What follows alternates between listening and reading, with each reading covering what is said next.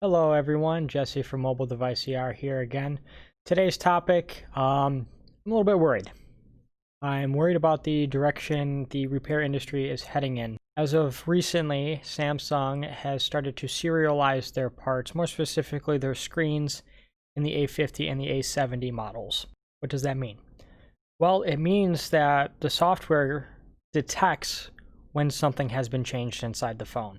For example, when you replace the screen, that's one of the most common repairs us repair shops get in, are screen repairs for a lot of different model phones. Like I said, as of recently, with Samsung's latest software update, they decided to disable the fingerprint sensor when the screen is replaced without recalibration.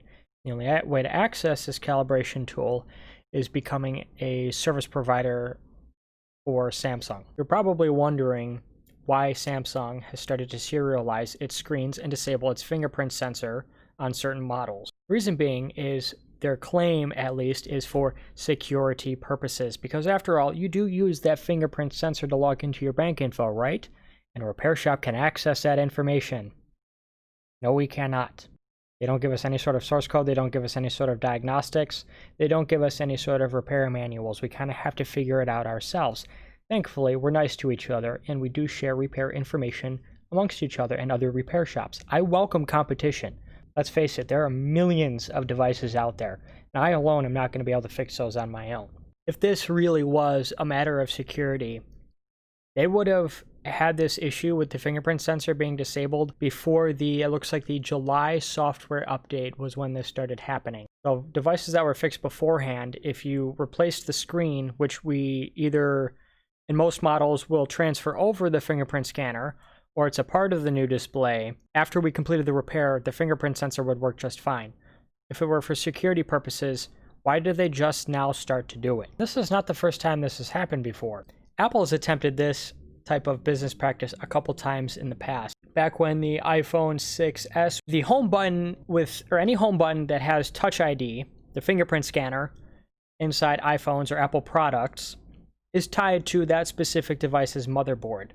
So if that button gets damaged or replaced, you lose the fingerprint scanner. Well, in the case of the iPhone 6S, when you replaced that button, whether it was damaged from impact or technician damage, or you're just looking to get, the button working again so it will return home when you press it, if you replace that button and then install the software update, in iTunes it would pop up with error 53 and it would brick the phone, meaning it would trap your data inside and you'd have to be forced to go to the Apple store and have them replace it for $400 or $500 back when that phone was new. When they got called out on it, Apple pushed a software update and quote-unquote fixed the problem. They tried doing that again in 2018 with the iPhone 8 and X series. If you replaced your screen through a third party, I'll actually pull up the article here, and I'll link all this stuff in the description for you guys to check out. Okay, if you've had an iPhone screen replaced, the new iOS update will break your device. And if you look at the date on this, it's from April 10th of 2018, so a couple years ago. Apple has since then,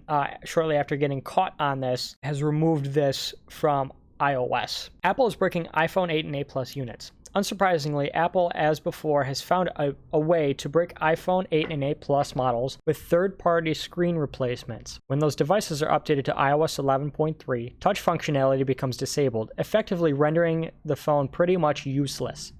When Apple began breaking the iPhone 7 units, repair shops became wary of accepting repair orders, and it's easy to imagine that'll happen again with the iPhone 8, which it did happen with the 8 and the X series. I was working for Batteries Plus Bulbs when that started happening. Again, shortly after Apple attempted this, they were called out on it, and they released a software update that would prevent them from breaking the device. Even if I went to an Apple store and purchased a brand new iPhone 8 or X and swapped the screens between the models, between the devices, it still wouldn't work without a recalibration tool that only Apple has. And the same thing happens with Face ID components. With, I believe, the ear speaker, there's the infrared dot projector, and a few other sensors inside the X models, the ones that scan your face. If any of those components get damaged or replaced, it will lose Face ID functionality. There are ways to repair them, but they can get a little pricey, and we'll probably talk more about that in another video. Those of you who probably don't understand what I'm talking about here, imagine if you took your car to an independent mechanic or decided to fix it yourself. I'd like to work on my car when it breaks. because it saves me money, and I know that the job is getting done right. Imagine if you took your car to your independent mechanic or Jiffy Lube just for an oil change and maybe a tire rotation. And then you get back in the car and it goes into limp mode. So then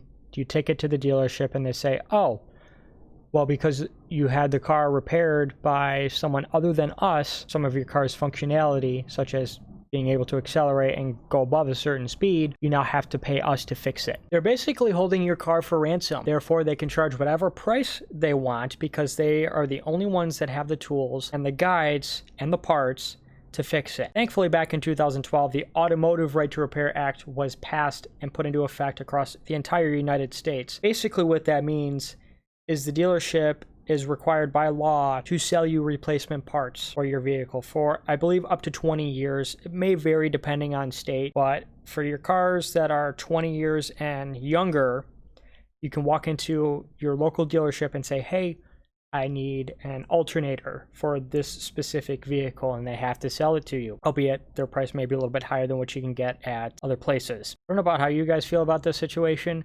but when I shell out hundreds or even thousands of dollars for any sort of electronic device, a cell phone, a computer, tablet, my car, I expect to be able to get it fixed wherever I want, whenever I want, by whoever I want, and replace them at my own discretion and not at the manufacturer's discretion. By allowing the manufacturers complete and total control over their products and their lifespan, you also give them complete and total control over repair pricing, repair times, and types of services that they can offer you. A lot of them limit what repairs they offer. I offer quite a lot more repairs than what manufacturers do, and within same-day turnaround for a much more reasonable price. All I'm asking you guys is to keep an open mind about this. I hope that you don't always take the manufacturer's word when they say, oh, we can't fix this device because we don't offer it, or whatever their reason may be, it's not doable, you'll hurt yourself.